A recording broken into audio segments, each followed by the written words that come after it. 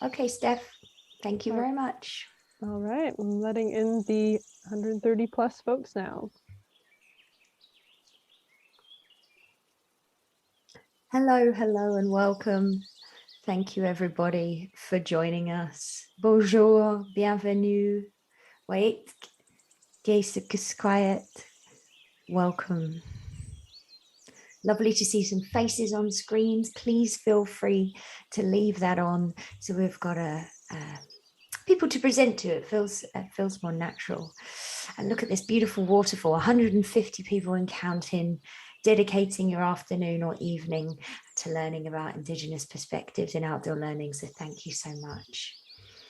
I'm going to get started. My name's Jade Harvey-Beryl. I'm part of the team at the Outdoor Learning Store. We're a charitable social enterprise dedicated to offering outdoor learning equipment and resources for educators and learners. And then we're feeding back all of our profits into supporting other outdoor learning nonprofit organizations.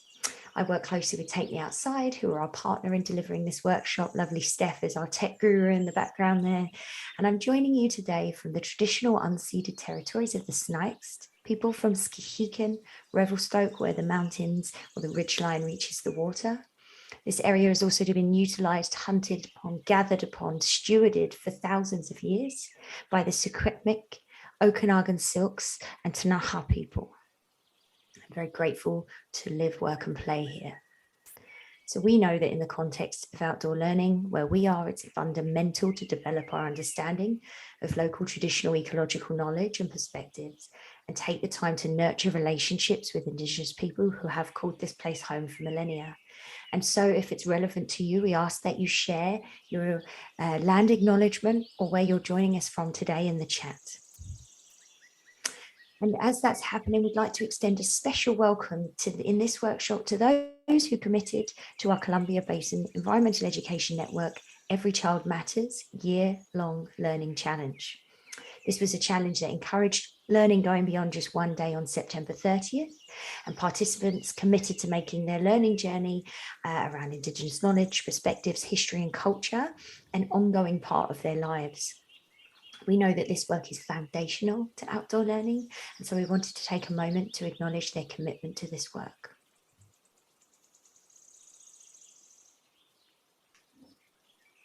And I'll let Steph say hello. Hello, everybody. Sorry, I got distracted with our waiting room there. There's still lots of folks joining us as the hour begins. And so just welcome to everybody who has just joined in the last minute or so. So my name is Steph. I'm from Take Me Outside. I'm the program coordinator there.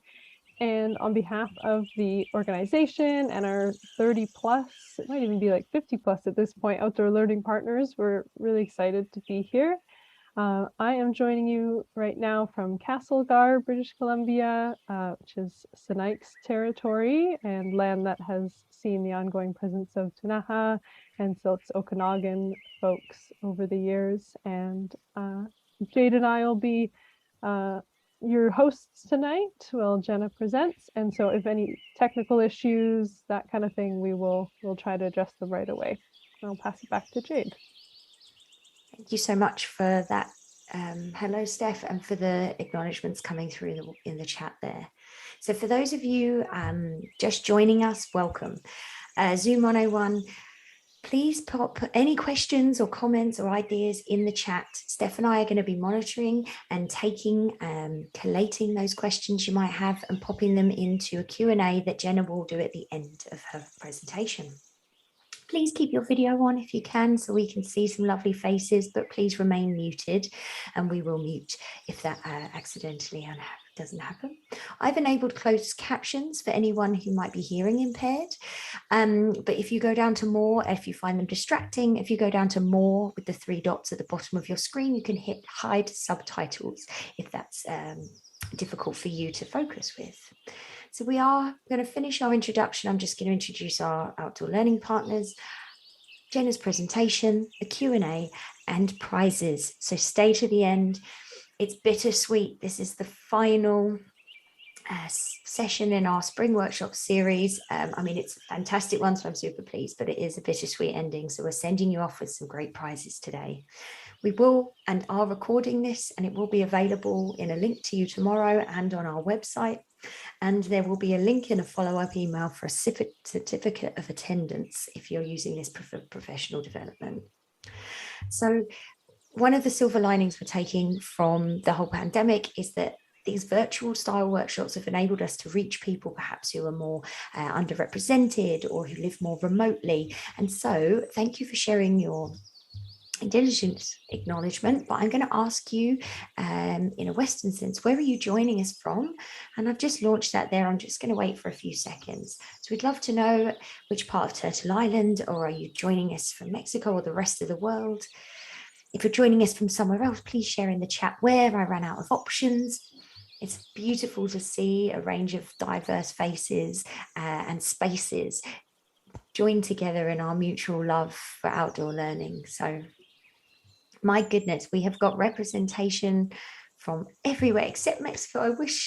I hope we have one person perhaps. I'm going to just wait 3 more seconds and end the poll, and I'll share the results with you there. As you can see, we've got some representation from lots of different places. And my second and final question for you in this moment is, who are you? You can hit multiple choice if you like, but are you a formal educator, K-3 up to grade 12? Are you in the support or administration role? You can scroll down. Are you a rec leader? Not an educator, just passionate. We've got some of those. What's really magical is that we're seeing people tune in and seeing education as such a part of everyday life and not just something that happens in schools with teachers. And so that's a really magical thing to connect. Oh, we've got representation across the board. That makes me so happy. I'll just wait a couple of more seconds there. And I'll end the poll and share the results. As you can see, we've got people from all over. We've got some early childhood educators sharing. Thank you so much. Okay, so I'm going to stop our spring sounds and just start sharing.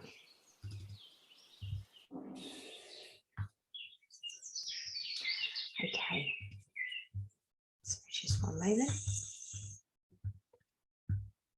So thank you for joining us today and welcome to Indigenous Resources for Educators. Sorry, I've got a screen I need to move. Just share those and stop sharing. So Indigenous Resources for Educators and Learning with Indigenous educator Jenna Jasek. So our partners in this are Take Me Outside, Pax Fun, Ecom, Green Teacher, Green Learning, Natural Curiosity, Water Rangers, Sea Bean, IPSA, Wild Sight, GEOC, Sask Outdoors, ACE, Stoked on Science, Get Outside and Play, OC, Classrooms to Communities, KB, Learning for a Sustainable Future, Imagine Ed, Eco Schools Canada, Leave No Trace Canada, Nature for All, Megan Zenny at Room to Play, the New Brunswick Environmental Network, Sea Paws, the Outdoor Council of Canada, Oceanwise, Project Wet, Interpretation Canada, the Interpretive Guides Association, Nature Kids BC, Project Learning Tree Canada, the California Association for Environmental and Outdoor Education, New Hampshire, we've joined from Kentucky, Illinois, we also have Georgia joining us, and many more partners coming on from the US. So thanks and welcome if any of you are here. Again, this just shows you our Every Child Matters year-long learning challenge. So we pick a day each week to wear orange, and we provide time, resources and opportunities for staff to deepen knowledge. And this is going to be an ongoing opportunity. So thanks to everyone who joined us for it already, and look out for this in the future. And so it's time for me to be quiet almost. I'm just going to introduce Jenna. So this is going to be sharing her perspectives on her favourite Indigenous learning resources. Jenna is the District Vice Principal of Indigenous Learning and Equity for Rocky Mountain School District Number 6. As an Indigenous person, she's learning about her culture and loves learning about traditional teachings and knowledge of nature. She's striving to provide more students with opportunities to explore, learn and immerse themselves in the outdoors and outdoor ed. Jenna took the lead in partnering with us in the Every Child Matters year-long learning challenge, and over 100 schools, organizations, and 1,000 people got involved. She's also the 2022 recipient of the Community Literacy Award from Indigo Valley, where she lives. And so I will stop my screen share and pass it over to you, Jenna. Thank you so much for joining us and for closing out this series. And welcome to everyone. And over to you, Jenna. Well, hello, everyone. I am so honored and humbled to be here. I'm really excited to share. It's like all my favorite things.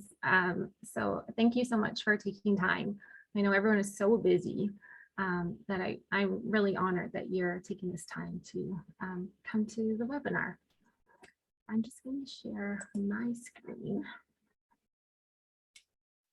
As Jenna gets set up, please remind any questions you have that you would like to pose, please type them in the chat. We are collating them and popping them in. If you do have any tech questions, again, write them in the chat. Steph and I are paying attention and we'll try and help you out there. Okay, is my screen up now? Not quite. I'm sure it's just taking a moment. I can see it there, Jenna. Is it a full screen? Oh, here it is on the side. Absolutely. Yes, you're good to go, Jenna. Wonderful. Okay. So just like Jay said, I'm here to talk about Indigenous resources for educators and learners. And I just like to acknowledge that the district I'm in, School District 6, is on the land of my ancestors, the Secwepemc and the Ktunaxa people, and the chosen home of the Métis of BC. My honor and duty are to bring truth and reconciliation and the calls of action to life in SD6 in partnership with our Indigenous and Métis communities. And these two beautiful people are my ancestors. This is my great grandfather, Chief Louis Arbel, the last hereditary chief, and his wife, Madeline. And so it's just really neat for me to have some pictures of my ancestors. So I wanted to share with you all. Okay, about me.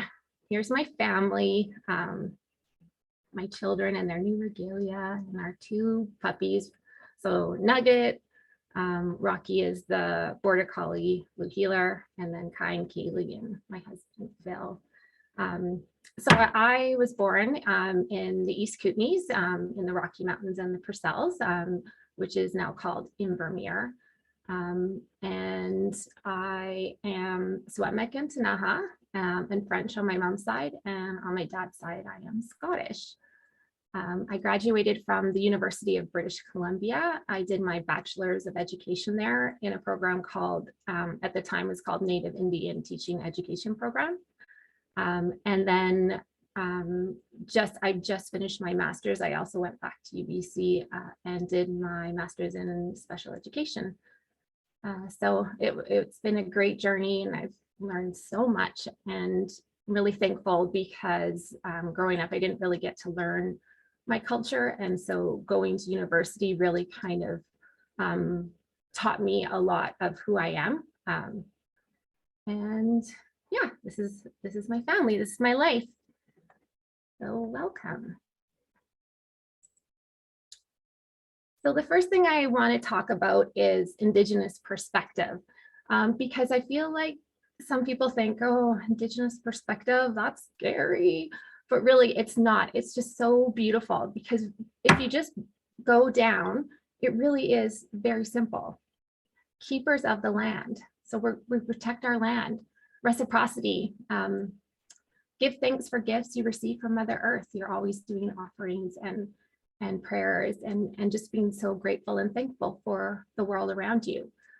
And the best teachers learn from the land, the plants, the animals, the birds, and the insects. And use what you have in your local area. Your local area is such an important teacher. And last, protector of water. Water is so important, and there have been so many challenges, especially in our area, we've lost our salmon from our river, and that was due to dams. And so part of the Secwepemc people is we're trying to bring salmon back to the Columbia River. And so I just wanted to talk about that there. So, and the biggest part about teaching Indigenous perspective is just getting outside. I've just had some really wonderful opportunities to be outside with children, and they are my favorite teachers besides plants and animals. I think that my favorite, well, I have so many favorite parts about teaching outside, but is seeing different children shine outside than they do inside a classroom. And it really, you see these students that are sometimes really have some challenges inside, and they come outside and they thrive. They find the coolest things, like this snail from the pond. And there's a little guy, he found that and he's connecting it to a field guide that I have. And he was finding the coolest things that day. I couldn't find anything. And all these kids are finding just these amazing, we're just out in a pond. Like it's incredible. And just, they're so helpful. And I just love being outside too, because you can be louder and you have more places for movement. And it's just so peaceful and beautiful if you actually take a moment and just enjoy what's out there. Also love reading out at a pond on a summer day. Oh, beautiful. All right. So this is a quote. My mom is the chief of the Secwepemc band, Shuswap band in Invermere. And this is what she has on her email. We do not inherit the earth from our ancestors. We borrow it from our children. And for a while I was like, I don't get it. But all the learning I've been doing, I've really learned that when you borrow something, I've always been taught you bring it back better than what you took it. And so I'm kind of taking that to say is that we're borrowing this beautiful earth from our children, and we need to bring it to them better than when we got it. It's, I mean, there's so much going on in our world right now, and I think it's so important to be protectors of our earth, and really for our children and our children's children, and so on. All right, now for the resources. Braiding Sweetgrass. This book has really changed my life. I have it in ebook, I have it in paper, and I also have it in audiobook, just because it's just, I need it in so many different places, and she can really ground me as a person and really has given me the opportunity to learn more about what's around me. And so she, Robin Wald Kimmerer, is from the States, and she is an Indigenous botanist. And so she really weaves her beautiful poetic story of her life with science, and then with the Indigenous knowledge and perspectives.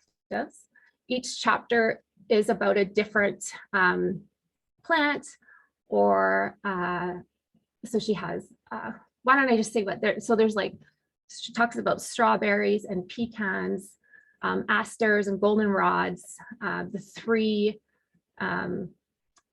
squash, beans, and corn. And each chapter is just has a personal story in her connection. And then it talks about just what this plant or tree do, and how really they're beings and not things, and how we have to really honor them and really learn about what is their story and what do they have to offer us. She's incredible, and I really think like it is great for K to 12, because you can just take little quotes and use it in your classroom, or even something to just think about. One of my favorite quotes is, "Plants and animals are our oldest teachers." And I just love that, because they are. Yeah, so this book is really a gift. Has lots of great lessons and traditional knowledge. And it's just reminding us as well, our Mother Earth is endangered and we need to change our ways. Yeah, so there's many ways that you could use this book. And I was kind of thinking ways that I might do is I would, like I said before, the beautiful quote she has, you can just use one quote and you can really just create one lesson or tons of lessons out of it. And because each chapter is so separate, you don't have to read it like a novel. It's more just to always have, and to, if you're thinking about a certain type of plant, it might be in there and you can get some more information from it. Another gift that she really shares, and I think it's so important to share with our children, is the gift of reciprocity. And she just talks about how beautiful our earth is and how these are all gifts for us from Mother Earth, and how if you're going to use them, to do so in a kind and loving way, and to always give an offering and a thanks. And I love that. It's such a beautiful teaching, and it just shows respect for Mother Earth. So one way I was thinking of the classroom is that I would kind of plan my year around seasons or the 13 moons, and connect when each different topic that she's talking about comes into season. And then if it's not like the maple tree, we don't have those around here. So I would kind of change it to something else, but it gives you a guide of what you can do in your classroom with your students. And like I said before, K to 12, like it can be so simple as what is a pecan, to learning about the whole system of trees and how incredible they are and how they communicate with each other and take care of each other. What else? Yeah, so I would also want my students to learn about the land around us, which she really talks about, is you really need to know where you live and what's important about it. What animals live where you live? What plants are there? What are their stories? How can they teach us? And then, of course, how can we reciprocate? So Braiding Sweetgrass, wonderful resource. It's great for your soul. And the audiobook is her reading it. And it's just, oh, she has the most beautiful voice. So there's my first one. All right, on to Strong Stories. So I bought the whole kit because it has, I think there's 44 different stories, but I wanted to learn about my culture.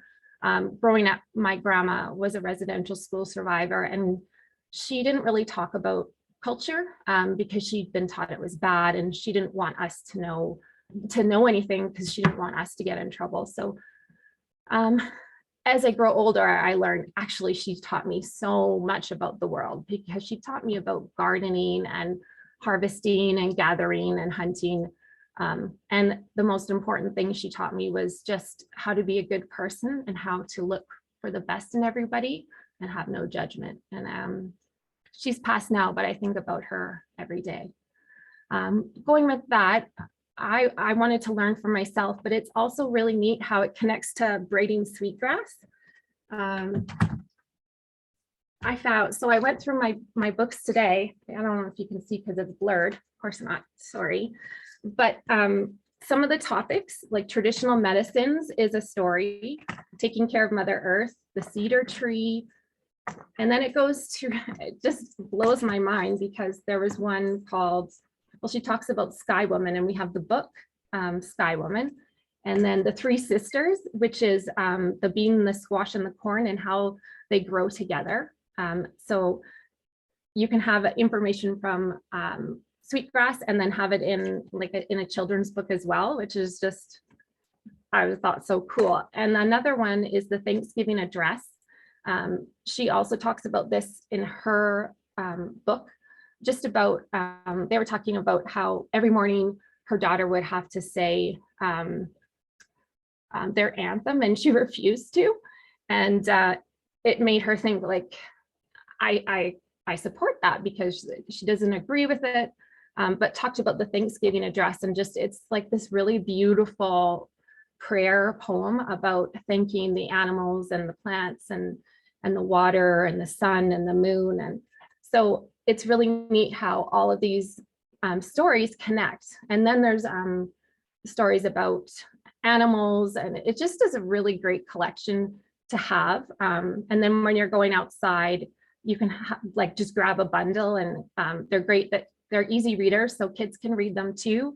And they're really nice to find quick information. So those are another one of my favorite things. And moving on.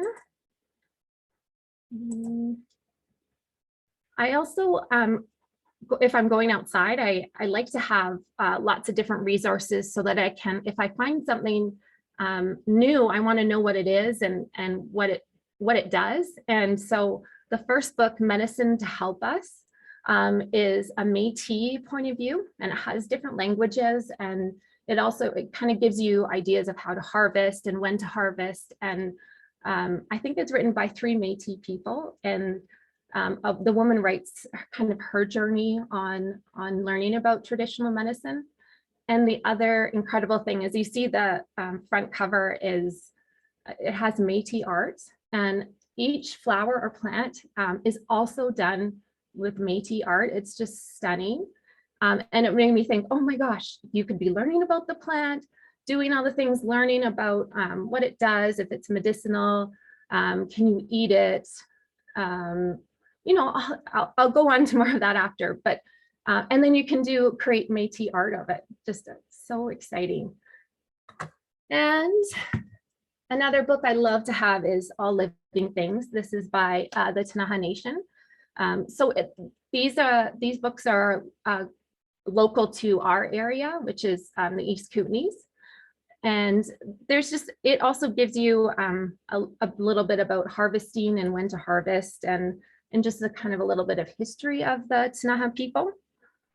And it's just great to have because it has a description, it has Ktunaxa language in it. And for me and for students, I find we just love connecting what we see outside to what it is and kind of learning its story. So yes, this is another great thing to always have. Now, these are super cool. So the plant knowledge cards, they have a legend, and it talks about like all the different parts of the plant, and then when you can harvest them and the uses. So is it edible? Can you make tea out of it? Is it medicinal? And what its uses for? What its uses are. And it's beautiful pictures. I'm sorry I can't show you because of my screen. Maybe I should unblur it. I can.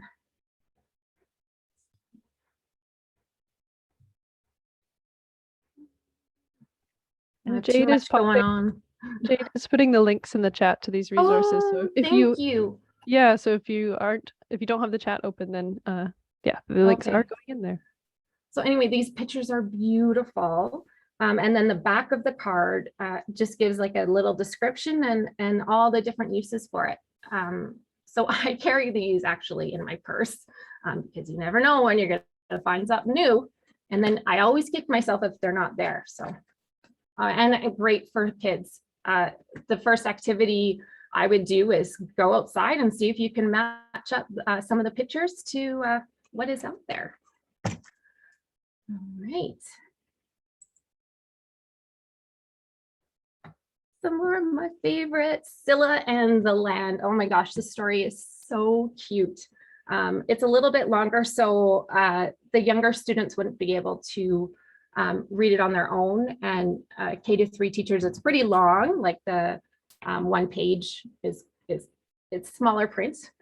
So it's more kind of like a short novel than a children's book, but I mean, you could read a couple pages a day and it's just beautiful because she she's a Nook, and so she lives in the Yukon, and she decided she wanted to go out and kind of check out the world, and her grandma encouraged her to go, and just what she learns along the way. She goes to the north and the east and the south and the west, and she meets all these animals, and she meets a rock, which I love.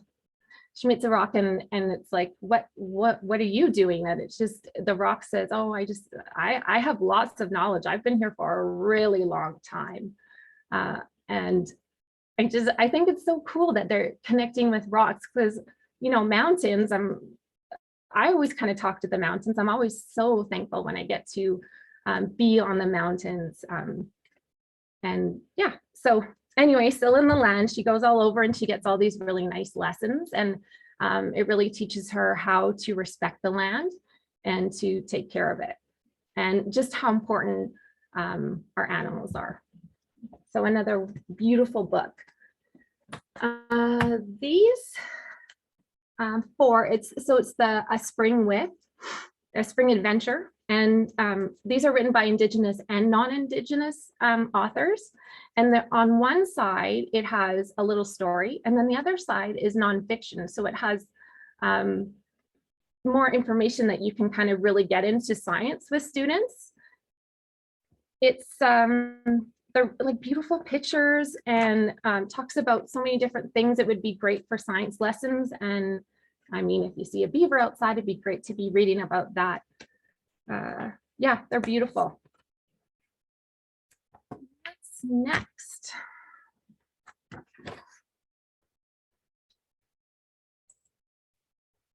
So this is Natural Curiosity. It's the second edition.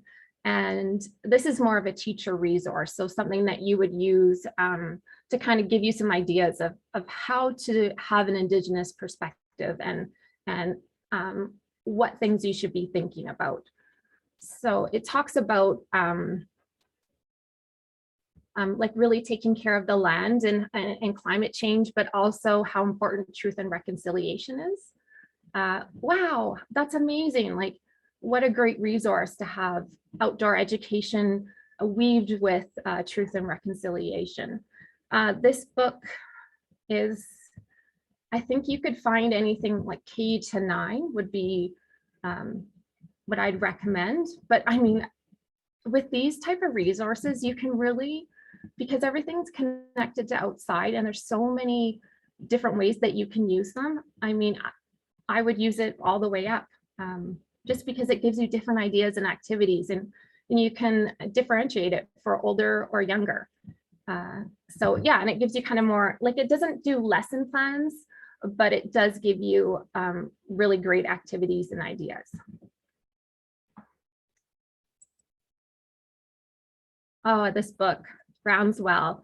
I guess I haven't really talked, but a lot of the books that I'm talking about are from Strong Nations, and they're Indigenous, well, a publisher website, and they really try and have authentic Indigenous authors.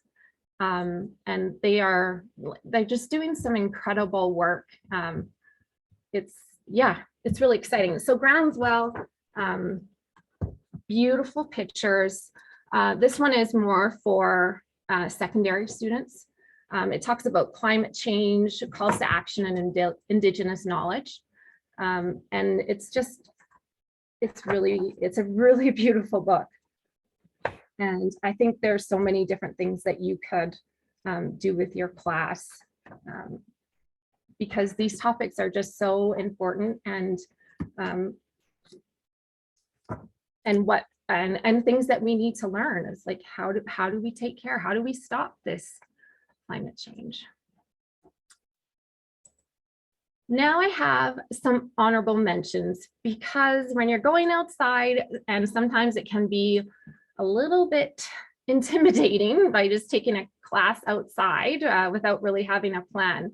These books are awesome. So the first one here, Heart of the River. It is so beautiful. It's about the river is personified and has feelings, and it talks, and just all the different things that it goes through as it weaves through its path. That would be something I would use when I'm going to go to a river, or if I'm going to be learning the teachings of a river. Just recently, I was doing a group. We were all down at the beach, and I had some biologists come. They work for the Shuswap, and we had a class, grade 2, 3, and they all came down and we kind of taught them how to be biologists and tie an Indigenous perspective. And I learned, and maybe you guys know this already, but the change in temperature teaches fish like to spawn, or it's time for them to migrate. It reminds, or it kind of teaches eggs, it's time to, or maybe it's like the babies, it's time to get out of your nest and go. And I was just, I mean, what does the world have to share with us? There's so many things. Every day I'm learning something new about something outside, and I'm so grateful for all of these resources to help me find more of connections to my place where I live, where my ancestors lived, and how important it is to take care of our land. So Heart of the River, beautiful. And then the big book of nature activities is really what it is. There's tons of great ideas of different activities to do. I was flipping through it today, and one was for music. You grab a stick, all the kids get a different stick, and then you go outside and see what the different sounds are. Something so simple. You could probably paint the stick afterwards, and there could be your talking stick. Like, it's just simple little activities that can actually really be inspiring for students. And it's year round, and it also talks about seasons and what else? Yeah, it just kind of really connects to climate change as well, environment. And let's see my time there. Okay. Another great book, A People's Curriculum for the Earth. So this has articles and plays and stories and poems all about the environmental crisis and how students can help change that. And then, oh, these two books, I love these two. So the first one is Dirty Teaching, and it's a beginner's guide to learning outdoors, which is, I'm like, oh, that's a really great idea, because like I said before, sometimes you go out and you're like, what do I do out here? So it just really simplifies things and gets some ideas of what you might need for outdoors, and some fun, like tons of fun activities. What was I looking at today that I thought, oh, I think one was to find a den. So each student would find their own place in nature, and it would just be a safe place that you could go. So if you're outside all day, it could be a place where you could go and read, or if you need some time to calm down, you have this safe space that you can always go to. I was like, oh, beautiful. And then Messy Math. Oh, Messy Math. I love this name because it's saying, you know what, math in a classroom is great. However, in life, math is messy. And if you're connecting with nature and you're connecting with what students are interested in, it's hands-on, and sometimes you get a little dirty, which is, I love. It reminds me of Braiding Sweetgrass. One chapter is about, she has a pond, and so she wants to clear the pond out so her children can swim in it, which it takes a very long time, but she learns to love the mud and how great it is. It keeps you cool, feels nice on your skin. So yeah, I was just like, okay, this is just great ideas of how to bring math outdoors. And it says it's for the early years, but you could differentiate it for older students, because hands-on is so important for students, and just making it more personal. And I'm feeling like when you're outside and kids really have an opportunity to learn about what they want to learn, and they can really guide you. And it's so beautiful for them to find their gifts, and share their knowledge. Some students, oh my gosh, when I was at the beach, and this one student he knew so much. I was asking, what do you think? I had this big thermometer. I'm like, what do you think this is for? And he's like, well, it's to check the flow of the water. And I was like, how do you know that? I never would have guessed. They shine, and it's so exciting. And you can just see, their chests puff up, and they really feel like they're scientists. Yeah. Beautiful. All right. I'm down to, so I did also want to talk, these were more primary and, well, primary elementary, whereas these three, I mean, they were for primary elementary, but you can also use these in higher grades as well. Connecting Dots is another awesome book that as soon as I saw it, I knew I had to have it, because it really is, it's written by a non-Indigenous person, but it really is Indigenous perspective, because it's all about learning locally and inquiry, learning, and then real world connections, how to take care of the earth. It's just a beautiful thing to resource to have. And I think this is the one, it has actually some lesson plans for older students or some activities to do. And there's one thing, I just love this. It's called, so it has like a table of conventional teaching versus transformative learning. And I'm just going to read you a couple because it's really neat. So primary, so this is a conventional teaching, primarily for employment and post-secondary learning, the good employee, whereas transformative learning is responsible citizen and the good citizen. So it's really making that shift from, not everyone is going to be academic, going to university, but we all need to be good citizens, and we all need to learn how to be respectful to each other and to our beautiful world. This was also, what was the other one I really liked? Choice of learning pathways. So as conventional, it's standardized, the learner has to fit into the school. Few pathways are available. Whereas if it's transformative, it's personalized, and the school adapts to the needs and interests of the learner. And there's many pathways for learning available. I think it's such a great time, because we are giving students the opportunity to do strength-based learning and get the opportunity to learn about things they want to. I just think about all my students that really struggled with reading, and how if I had the knowledge I do now, if I would get more personal and really know what they loved, and I would create like an individual type of program for them to just be able to immerse themselves in wolves, and their reading could be about wolves, their writing could be about wolves.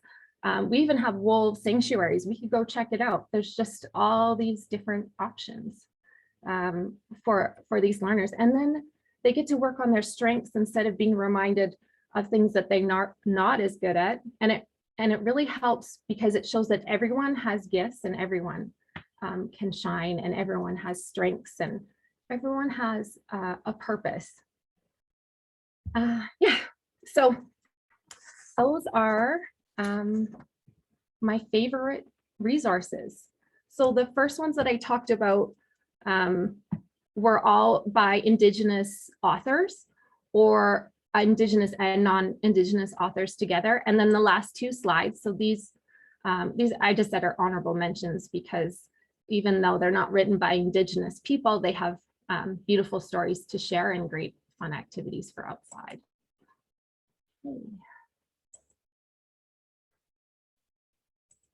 And this is my little quote for you for the end. Great things happen when you're not afraid to make mistakes. I've heard a lot of voices saying, oh, I'm afraid, I don't want to do it wrong, I don't want to upset anybody. And I'm here to encourage you to make mistakes and teach children that we all make mistakes, and we always will make mistakes.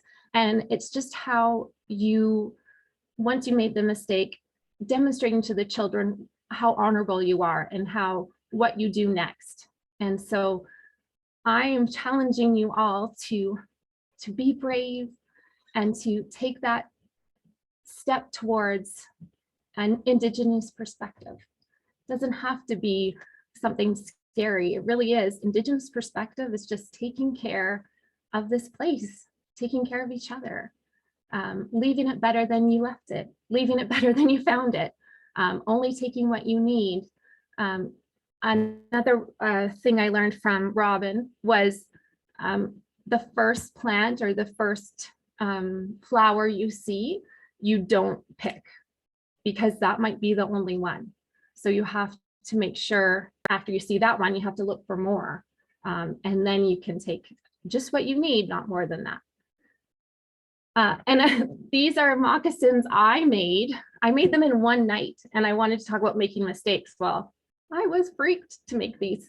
And I had a friend was like, oh, just do this, just do this, just do this. And I get so nervous with a sewing machine, but I just did it. And of course there's mistakes, but I made them in one night, and my son danced in them the next day. So there's my, like, I just want to encourage you all. It's okay to make mistakes, and it's okay to teach children something and then learn a different way and go back and explain it. You guys can do this, and I'm so excited that you're here to learn, and I hope that I gave you some ideas for your teaching or your learning yourself. So thank you so much. Yusukini, Jenna, thank you so much. So we're very fortunate to have access to Nakha language lessons via Chief Alfred Joseph and Mara Nelson, that was put on virtually by Seabean. And so Yusukini, there's not, correct me if I'm wrong, there's not really a word for thank you. No. But it means I am grateful. Yes. And I see a waterfall of gratitude coming out in the chat box. I know we told you not to pay attention, but and in different Indigenous languages, from different places all across our beautiful space and place. So thank you so much for everyone. But stick around, everyone. We've got an awesome Q&A coming up and some prizes at the end. But there is an enormous amount of gratitude there. And I'm going to dive in. Thank you so much. That was so enlightening, and just seeing how many people agreed with you about braiding sweetgrass, or were saying, oh, I've got to try this. And just, you know, it can be overwhelming with resources, and to have somebody share these little insights that really feel people feel able to connect more. So thank you so much. My pleasure. I mean, I love talking about these resources. They're like what I've been looking for my whole life. And that's what we're aiming to do, is to give resources and share resources that enhance people's lives. Okay, I had a question from Kalayuti. I hope I'm pronouncing that correct. They asked, have you had limitations due to safety regulations that have impeded the teaching process? So go outside, touch things, go and adventure and inquire, but have you ever had any barriers to that? I mean, if it's not just a walking field trip, we do have to do the forms and the safety precautions. But it's been pretty, like, our district is really encouraging people to go outside and explore what we have. And so I haven't really had any barriers. I know if you're going somewhere that is kind of unsafe, or just a different type, like I think about a really like a fast river, or, you know, ocean waves and that sort of thing. I definitely have some extra safety precautions, and before I would leave the classroom, we would talk about what we do, and even talk about if something were to happen, and we talk about how to be safe. Beautiful. And I feel that as part of our partnerships with STORE, we have groups like the Outdoor Council of Canada that run field leadership qualifications that can help people if you don't feel like you have those risk or class management skills. And also with Take Me Outside resources, perhaps say you don't have an administrative team that are super supportive of outdoor learning. There's a lot of research into the benefits of outdoor learning and connecting to nature that might encourage them to allow you, or to look at the risky play and how that actually is beneficial for development. So there are some resources as well. We can share them in the follow-up email. So Jasmine asks, and she says, excuse my little knowledge, but that's never a thing here. But is there a book that you know of that introduces the concept of Turtle Island Sorry, what was that? Is there a book? Oh, Turtle Island. Yeah. Oh my gosh. Oh, that's so funny. I have the book right here. It is by Eldon Yellowhorn and Kathy Lowinger. This is, it isn't from Seabean, but this author has a couple different books that talk about Turtle Island. And so I can write it in the chat too, if you'd like after. Yeah, awesome. I know learning about Turtle Island is just so fascinating to me. Just how we were all so connected. Yeah, it's beautiful. My favorite word, beautiful. Sorry, everybody. I don't think there's ever an apology for using that. Hilary asked, are cards like the Pacific Northwest cards available for other areas? And I can tell you just from our perspective, not at this precise moment, but we do have field guides and other resources that we're connecting coast to coast. I forgot to talk about the field guides. Oh, we have so many awesome field guides. I think I showed one student was kind of connecting what he found to the field guide, but there's, oh my gosh, there's a pond, field guide, birds, wild animals, plants, trees, and they all for different areas. Yes, bees. They're awesome. Beautiful. I love There's options. Yeah. Okay, Pat said that she liked that you were talking about biologists and Indigenous resources and perspectives. I wanted to know more about that, where maybe science and Indigenous perspectives are meeting. Do you have any more thoughts on that? Well, back to Braiding Sweetgrass, there's a really great chapter where she talks about going to meet her professor and explain that she wanted to be a botanist and why. And her question was, I want to know why the asters and the goldenrods, why do they look so beautiful together? Why do they, when they can grow anywhere, why do they grow together? And he said, oh, that is not science. And it just broke her heart and broke my heart, because of course it's science. And throughout the book, she talks about how, and connects back to what she did learn her whole life was science. And talking about her elders, and our ancestors, everything they did, they were scientists. They did all these different sorts of ways of learning and understanding of how to take care of different, can't find the word, just like different plants and that sort of thing. And she talks about sweetgrass, and does this, her friend does a master's thesis on the sweetgrass, and has, what is it?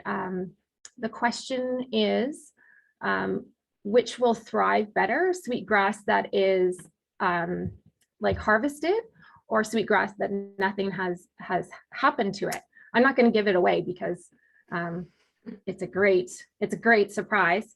But she talks about how they collected data, and these are elders collecting data.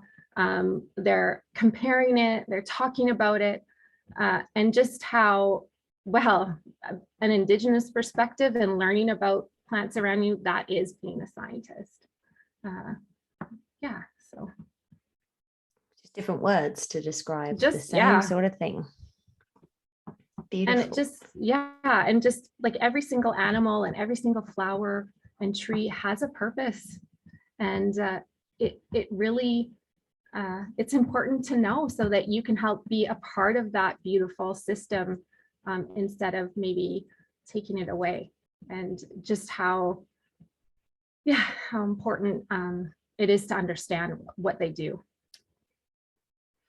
Okay, so providing a little bit of balance or challenge to some of the concepts that we've covered. Lisa asks, are there any resources that don't claim to summarize that Indigenous perspectives is one whole culture? But of course, we did talk that there are many different cultures and different perspectives, but that some, let's say, modern cultures don't emphasize environmental care over human progress. So that there are some First Nations, including Lisa's neighbours, who are more focused on business and profit. And, you know, Canadian culture is not of all of one mind. So how do we go about addressing that in the work that we're doing? I mean, we don't really have a choice. We need to, I mean, there's always going to be development and changes, but we really need to protect what we have, and know that without us standing up for protecting our earth, that our earth isn't going to be here anymore. I mean, people can, if we continue to live how we're living, we're not going to be able to bring the land back to our children and our children's children. And I think we want to progress and we want to do well, but I think the real important part is really connecting with nature and learning your identity and how what you can do to be the best you can be, and treating people with kindness and treating just outside with kindness. I was talking to a friend about the wetlands, and so we actually had some of our wetlands get developed, and everyone in our area, it just broke our hearts because we grew up with that beautiful, like just beautiful area. They did leave some because if you get rid of all the wetlands, then it has such a strong ecosystem that really helps our earth live. And if that's gone, then our earth is gone. So I think our voice is finally ready to be heard. And we have as I say we, I say all of us, because we do have a voice to say we need to stop destroying our earth and disrespecting it. It's time to start changing our ways and learning what happened in the past and how to care for it without leaving anything behind. Beautiful. And yes, individuals and some people are need to make a living and need to utilize things, but it's coming together as a planet, right, of people that care. Well, yeah, and just being showing that gratitude and really taking care of around. So yes, we do have to take, but what else do you do to give back? Because it's all about reciprocation, right? You take something, you're thankful for it, you give back in any way that you can. Thank you. Andrea wants to know if you know about any resources or ideas to help settlers be respectful allies. Now, I've been told by my Indigenous mentors and friends that to get rid of the word settler and use non-Indigenous, because then we can get past the guilt that's attached to that word and move into reconciliation. Do you have any ideas about supporting that? Oh my gosh. Well, yeah, small first question. Of all, no, yeah. I'm at no shame, no blame. Let's join hands and work together and walk together, because the past is the past. And oh, I just see someone is putting an ally post up there. Thank you. Yeah, the chat is full, by the way. We've got so many resources and people sharing and building. You. I'm going to, just so everybody knows, because people just keep sending me private messages asking, I'm going to save this chat because it is probably the most engaged chat. I've been doing this for years. This is the most engaged chat we've ever had. I'm going to send it in the follow-up email. Thank you everyone for your care and affection and participation. Yeah, it's being saved. Don't you worry. I'm going to pass it back to you on allyship, but lots of support for you.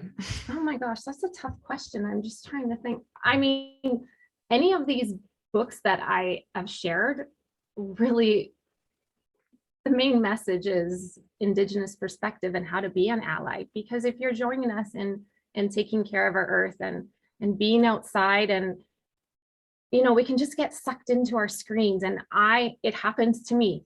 But I also get sucked into outside. I was talking to Jade yesterday. Because of Braiding Sweetgrass, I've started to tend for just what grows in my area. I always plant beautiful flowers, and they often don't survive. And so this year I'm just trying to tend to what I have. And my daughter and I've weeded out all the weeds, and now we have this beautiful, we kind of think it's a fairy garden, and we're just tending to that. And I've lost my train of thought. Yeah, and I just get lost. Oh my gosh, I'm playing in the dirt. I'm like talking to the beautiful flowers, and excited about, because some of them I don't know what they are. And so I'm excited about what's going to happen. And I think it's so important to just, I remember as a teenager, I had a really hard time, and I really hated myself. And I wish I would have gotten outside, because then I would have been able to see the beauty in the world around me, instead of being so focused on me and what an awful person I was. I really wish I would have had the opportunity to just, I don't know if my mind would have been there or not, but just the gifts that you can find by playing in the dirt. I don't know if I answered the question. I'm sorry.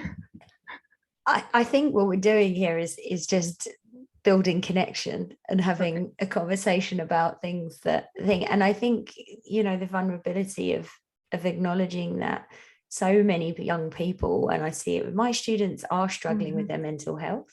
Yes. And I literally go out and put my hands on cedar trees and the mother tree, and I ask for help. I have sat by the river even recently when I felt overwhelmed, and just asked it to help cleanse, asked it to help wash away this stress from me. And when I have conversations about like that, when I learn the names for it in my local Indigenous language, even if it's just a solo word, if it's not language, for me, that is my allyship. That's why. And that's a gift. They get to hear their native tongue again, like what they've been called for years. So beautiful. Then it unlocks. Okay, I'm going to cry if we carry on. Right. Okay. It's 5 o'clock. And everyone, there's still some more questions, and more are coming in. What we're going to do is we are going to just hold Q&A for a moment. We're just going to say a really quick closing, soft close goodbye, give some people a few book prizes and some TMO gift cards. And then we're going to dive back in, probably maybe for 15 minutes more of chat. So stick around if you're into it. So this was the closing of our spring virtual workshop series. But if you're just craving a little bit more connection, Take Me Outside are hosting 2 more virtual campfire connections. There's an English one on June 23rd, which is again virtual, and Steph's putting the link in the chat. And then there's a French, a Francophone version hosted on June 22nd, or is it June 15th? 22nd. It is the 22nd happening. So if you are coast to coast, this is an opportunity to connect, speak with, and collaborate with other outdoor educators. So please join us there. This is National Indigenous History Month. We're going to share a couple of links to help you dive deeper into exploring that, including our Every Child Matters, and some resources that can help you dive deeper into your understanding of Indigenous perspectives. But okay, on to the prizes. Here we go. So here's what I'm going to ask you to do: is get your typing fingers ready. And somebody was asking about storytelling, and this is why I love every book I read now with my students is written by an Indigenous author. That is the commitment that I've made. And with organizations like Strong Nations, who are an Indigenous owned publishing house based on Vancouver Island, who have a really strong vetting system but sharing different Indigenous voices from across coast to coast, Turtle Island and below, then that's my way. So one of these books, Sealer in the Land, I've got 3 copies to give away. And again, that was written by 3 young Indigenous women. It was illustrated by another Indigenous woman, and they were all from different First Nations. This was a truly beautiful collaborative effort of sharing different perspectives. And my gosh, do you go on a journey with this book. So if you've got your typing fingers ready, I'm looking for a rhyming couplet. So that's 2 lines, that rhyme at the end, and both lines, please don't hit enter between your lines. Please use a comma, because otherwise it's going to be very difficult. I'm looking for the first rhyming couplet where both lines begin with the letter R and we're related to what we've just learned or connected about. So 2 lines of rhyming couplets, both lines have to begin with the letter R. Rain. So I'm looking for 2 lines within. Reading Braiding Sweetgrass, relaxing with my class. Megan Watkinsons, you are in. Steph's taking your name down and we're going to get your email and we're going to send. Okay, second, I'm looking for 2 lines. Ran away from the city, rainy outdoors is much more pretty. LA Wild, beautiful poetry. Thank you for sharing. Okay, what have we got there? Reality is made in creation. Okay, no, that's not double R there for me. Looking for 2 lines, both begin with R. Sarah Weeks, recycling is the best, resting on the earth, east to west. Sarah Weeks, you are our 3rd and final winner of Sealer in the Land. Steph, did you get all 3 of those?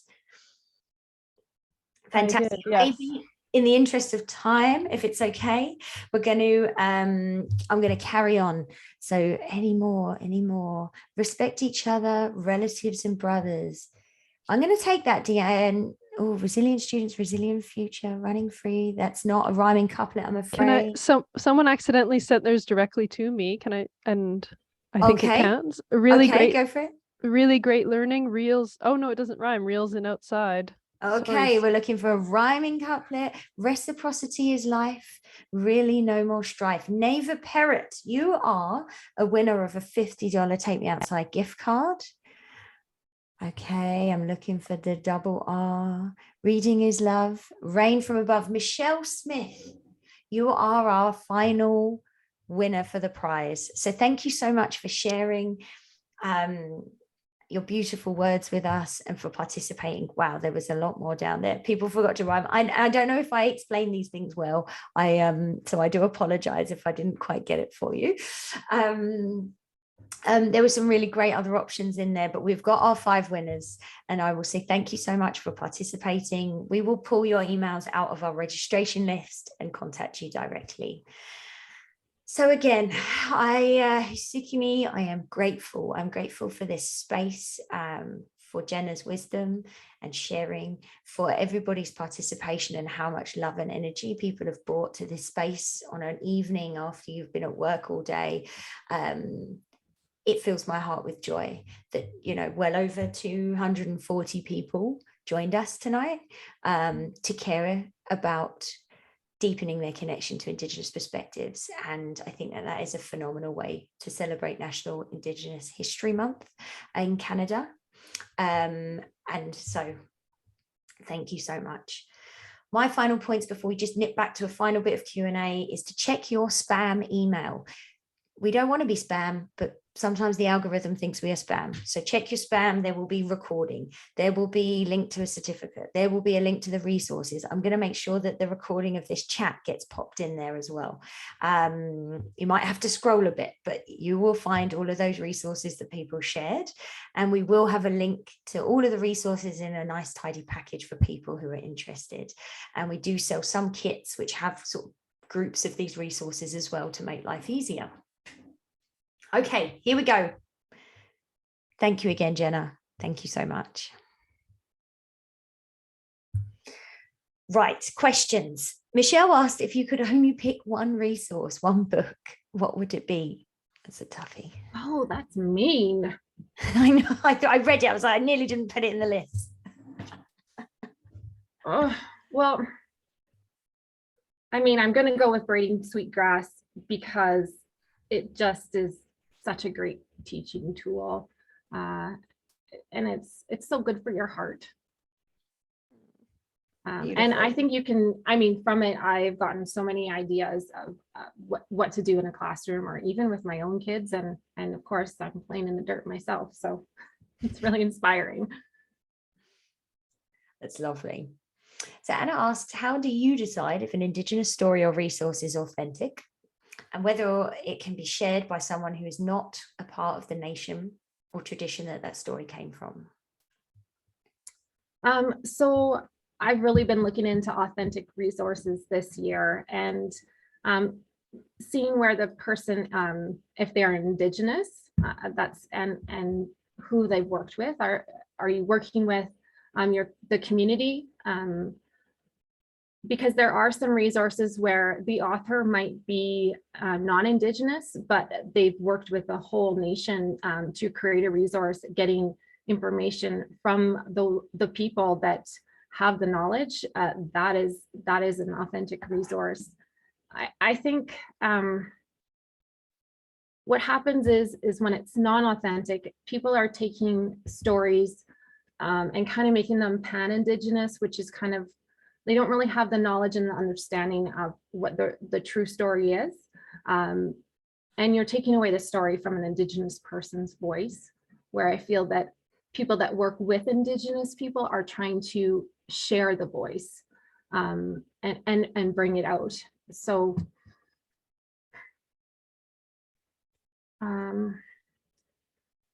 but can you repeat the question? So the first part is, how do you decide if it is authentic? So you said if it's actually written, if you know the author is Indigenous, or if it is a non-Indigenous person, but they are in allyship with Indigenous people and they have credited them. Yeah. And then how do you know whether you can share something that is not, when you're non-Indigenous, or it's from a nation or tradition that is not yours? Right, a good question. So I would ask, normally Indigenous people saying, you can share this far and wide. All right. Or often they'll say, this is a story that I'm sharing with you, but I'd like you to keep it to yourself, or ask for permission if you would like to share it, and we can have a conversation. Perfect. Right. And I feel like in my experience, in my conversations, when I'm reading these books that have been published as part of a sharing bundle, that as long as I share the author and which nation they came from, and there's normally a bit of backstory there and context, that if you've got a published something, and if you look at strong nations, they have their own authenticity protocol, then you can be pretty sure that this person wanted you to share this. Yeah, exactly. And so many, I mean, so many people want to share Indigenous knowledge, but there's also that sacred, spiritual, traditional knowledge that is really only for that nation and those people. So there is a lot we want to share, because we all want to be keepers of the land and we want to encourage everyone. But then the sacred ceremonies and traditions, you often may be invited to them and get to learn, and that's amazing. But I also give respect to each nation about keeping their sacred teachings for themselves. But they always let you know if it's something to share or something not to share. And what I really like about all the books that I talked about today is it's not a specific nation. It's just the understanding that we're all keepers of the land. And so we can go specific into what each culture is, and it's great to know about the people that are in your area, because they do have the knowledge of the land. But it's also, if you're nervous about doing that, you can start with just going outside, and that is really at the heart of Indigenous knowledge and perspective. Wonderful, thank you. I've got 3 more questions, and we're going to cut it there to just respect your time and everybody else's time and energy. But these are great questions. Thank you, everyone, for thank you. So Hilary asked, do any of these resources connect oral storytelling to learnings in nature? Ooh, I'm trying to think. Like for me, because when I read Sealer in the Land, for example, that the rock has a spirit and their own voice, and the river has its own spirit, and the moose has its own spirit, that oral storytelling, this is not a story I would type, I'm speaking it, and it gives life to it. That's my personal opinion when I read books like that I am connecting into that storytelling concept. The one People's Curriculum for the Earth, I think they have like different plays and different stories that you can connect for teaching, but I'm not sure, are you talking about oral storytelling, like Indigenous oral storytelling, or in your classroom telling a story orally? So I don't know which one, because if it's connecting with Indigenous elders, I would talk to the elder, and I would find out what they're interested in. what their passions are. And then I'm sure I could find an activity from any of these resources that would complement their story or their teaching. Excellent, beautiful. And I'm not sure if Hillary's still here, but it'd be interesting to see if you shared exactly which direction you were coming from. Yeah, that's wonderful. So Amy shared, Jenna mentioned the 13 moons, and she shared I don't know whether this is Wasanic, WSA, NEC link. It's 13 moons from SD63. But different nations have different moon names and activities related to it. Do you know if there's more out there, or, should people go and find something local to them? Well, the one I would normally go to is 7 Sacred Teachings. And I think the website is from the Alberta school district. And I talked to my mom about it because it isn't from British Columbia. And she was like, if there's something already made and it really connects to what we have, like you don't have to recreate it. Like use what's out there. If it's great, then use it. So, but it depends on where you are, because we don't really have a strong teaching of 13 moons here, but I do know how important it is, and something I want to learn more about. And so when I'm with elders, I would ask, and if you're going to teach 13 moons, and you know that you're the community you're with does have a strong teaching, I would go to them first and ask for some information, or if there's resources they recommend, if there's anyone that wants to come in. And if not, then I would use what is presently out there. The 7 Sacred Teachings is an awesome website. It has more than just the 13 moons and the 7 Sacred Teachings. There's so much more. Excellent, thank you so much. Sarah asked, and I don't know if this is a question, like can non-Indigenous people grow sweetgrass? I've had different answers to this, and she had that question since reading the book. Oh, I don't think I can say yes or no to that. I would have to check with knowledge keepers and elders. But I would, I don't know. I want to grow sweetgrass as well. And my heart would want to share it with everybody. If I get to enjoy it, I want everyone to enjoy it. So you can blame me and say, well, Jenna said I could. So could they ask their local elders or any knowledge keepers for permission first? Yeah, I would definitely ask that. Yeah. Okay, our absolute final question, and a couple of people commented on this. Our final one, thank you so much for sticking around, everyone, is Stephanie asked, she wondered about non-Indigenous teachers teaching about spirituality. And in our communities, the spirituality is for the bands to teach their children. And I have, like, you have so much with all my books here, so many beautiful things that is spirituality in a sense of the beings we have outside. The salmon, you have to care for them and not touch them as much as you would like, because we need to be respectful.